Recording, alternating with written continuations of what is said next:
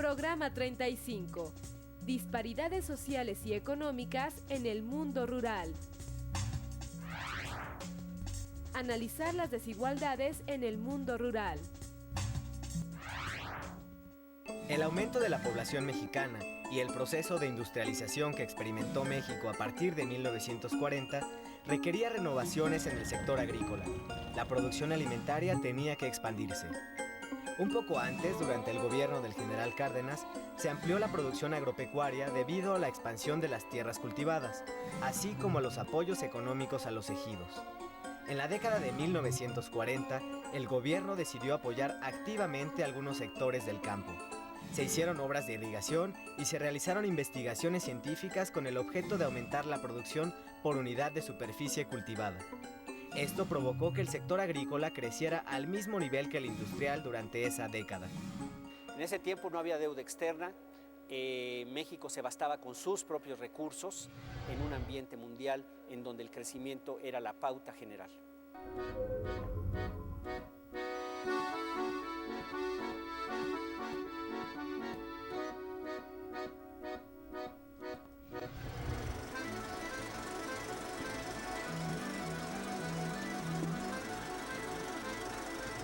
Desde los años 30, con Lázaro Cárdenas, hubo unos intentos muy importantes de modernización de la agricultura mexicana, también dándole énfasis a lo que fueron los ejidos, incluso colectivos. Después, en los años 40, ya con la Segunda Guerra, tenemos que hay una política agrícola muy agresiva, en donde incluso el Banco de México tenía un departamento de investigaciones agrícolas e industriales, y ellos mismos promovían el traspaso de tecnología, el estudio de proyectos. Había, instituciones que se dedicaban a tratar de ver cuáles eran los mejores proyectos para que el sector privado después los desarrollara.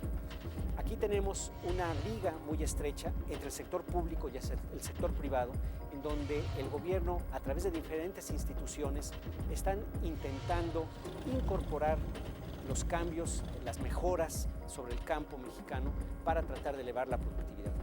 Esto ocurre en estos años de los 40. La agricultura crece muy rápidamente, tanto como el sector industrial, y esto le permite al crecimiento mexicano estar como muy balanceado. Tenemos una agricultura fuerte, producción de alimentos adecuados y al mismo tiempo una industria que está creciendo con bastante rapidez. Quienes se van a estar beneficiando más directamente de todo esto son precisamente los productores que son capaces de incorporar nuevas tecnologías, aprovechar el crédito que se está otorgando y que tienen parcelas suficientemente grandes para poderlo llevar a cabo. Este crecimiento se da en las regiones del país en donde son más susceptibles de poderse aprovechar las ventajas de una agricultura de gran escala, es decir, donde tienes terrenos más o menos planos, donde tienes, o si no riego, por lo menos temporadas de lluvias suficientes, y que en este sentido puedes mejorar significativamente la productividad en el campo. Por eso es que esas regiones en donde la tierra es más propicia para la agricultura adquieren una velocidad muy grande de crecimiento, mientras que va a haber otras regiones montañosas con menores facilidades de comunicación, más lejanas de centros urbanos, las que van a tener menos ventaja por esta política de crecimiento de la agricultura que se estaba observando en México durante los años 40. Se establecen precios de garantía, es decir, un mínimo de un precio que se le va a pagar a cualquier persona que produzca maíz, frijol, soya, lo que fuera, con la idea de poder asegurar al campesino, ahí sí, a cualquiera, a los ejidatarios, un ingreso mínimo. Esta política va a ser importante durante muchos años, pero después con el tiempo va a irse deteriorando, como se podría ver más adelante. A partir de la década de 1940, se privilegió la agricultura de exportación en detrimento de los ejidatarios. Las obras de irrigación beneficiaron especialmente a los grandes propietarios de tierras que producían para el mercado externo, en detrimento de los pequeños productores, principalmente ejidatarios. Esto provocó la coexistencia de dos clases de agricultura en el campo mexicano. La primera estaba compuesta por centros productores enfocados a la exportación y abastecimiento de los mercados urbanos del país. La segunda, mucho más numerosa, estaba formada por ejidos de agricultura de temporal, cuya producción se enfocaba a mercados regionales y cuyo acceso al crédito era limitado. El gobierno apoyó a la agricultura de exportación para obtener las divisas necesarias que el desarrollo industrial demandaba. Esto subordinó el desarrollo agrícola a los intereses de la industrialización.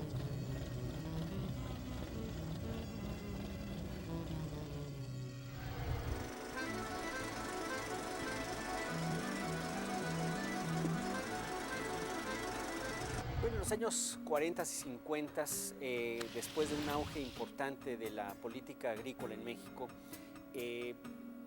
evidentemente se fue sesgando el impulso hacia el sector urbano, hacia la industria. En este sentido, la inversión pública que se estaba dando iba más hacia la construcción de ciudades, a los servicios públicos como drenaje, alcantarillado, escuelas, etcétera, y no tanto al campo. Por un lado tenemos una agricultura comercial que se dedica a alimentar a las ciudades, la gente de las ciudades. También hay algunos productos que son muy eficientes en México y que se puede empezar a exportar. El algodón, por ejemplo, en los años 50, en la parte pesquera, el camarón también fue muy importante. Y entonces, en ese tiempo, estos sectores, estas partes del sector agropecuario eran muy dinámicos y proveían dólares a México que eran muy útiles para poder mantener una tasa de crecimiento elevada.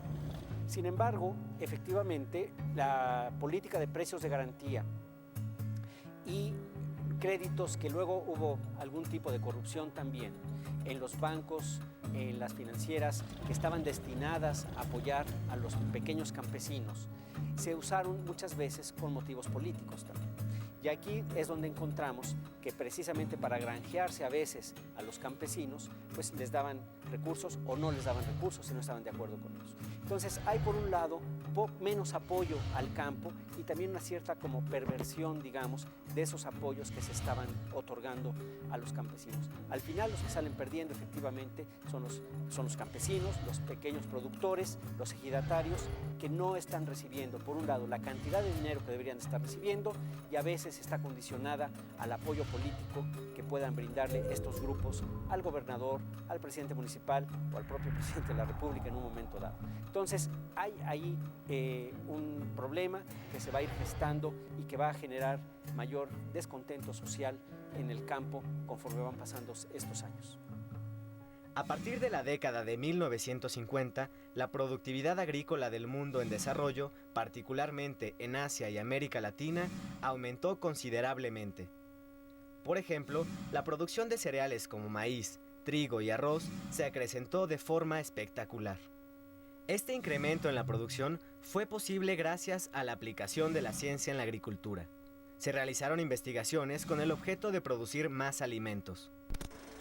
Se utilizaron nuevos plaguicidas y fertilizantes y se desarrolló la selección genética para producir variedades de cultivo de alto rendimiento. A este proceso se le conoce como Revolución Verde. México no fue ajeno a la Revolución Verde. La investigación agrícola en nuestro país permitió el aumento en la productividad de cereales como el trigo y el maíz, que después fueron difundidas por el mundo. Sin embargo, los efectos de la Revolución Verde se encuentran a debate en la actualidad, pues algunos consideran que ha provocado un grave deterioro del medio ambiente y pérdida de biodiversidad.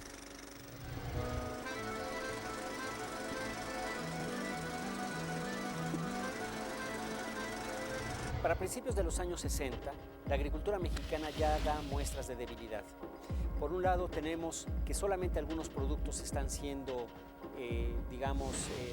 producidos bien, algunas cosechas son muy buenas en algodón, en algunas otras cosas, pero ya la producción mexicana empieza a ser insuficiente para alimentar a la población.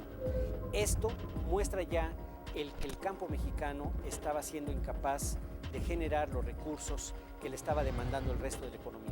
Por un lado, también vemos que la agricultura está dejando de jugar el papel que había jugado en los años 40 y 50. Es decir, al no ser capaz de exportar ya productos, entonces ya no genera los dólares necesarios para importar bienes de capital, maquinaria, etc. Por otra parte, también se da una fuerte migración. Al no hacer productivo el campo mexicano, lo que encontramos entonces es que hay un desplazamiento de la gente hacia las ciudades, hacia los centros urbanos, y esto evidentemente pues deteriora todavía más el propio campo mexicano, deja solo aquella parte.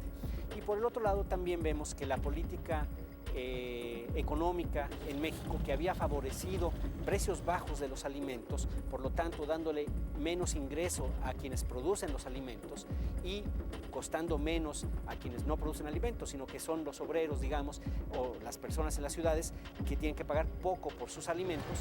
Entonces hay un deterioro de lo que se llama los términos de intercambio, es decir, el campesino tiene que trabajar mucho más para poder lograr lo que alguien en la ciudad tiene que trabajar mucho menos, tiene que dar más por menos. Y este deterioro de la agricultura se va a notar, crece muy poquito, la gente tampoco quiere invertir mucho en el campo. ¿Por qué? Pues porque estos precios de garantía son demasiado bajos, no conviene producir en México en este sentido, y por lo tanto tenemos un campo cuya situación se está deteriorando cada vez más.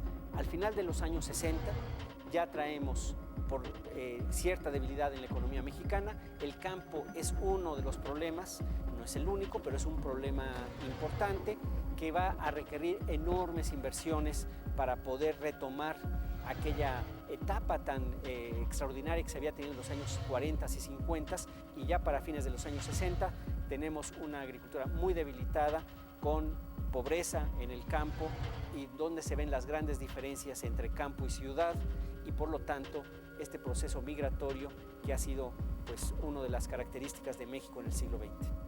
En la década de 1940 se apoyó al campo con obras de irrigación y créditos. Posteriormente, se privilegió a los grandes productores agroexportadores en detrimento del sector ejidatario. El campo mexicano quedó dividido entre las explotaciones agrícolas de riego, altamente productivas, y la propiedad comunal con agricultura de temporal y una producción dedicada primordialmente al autoconsumo.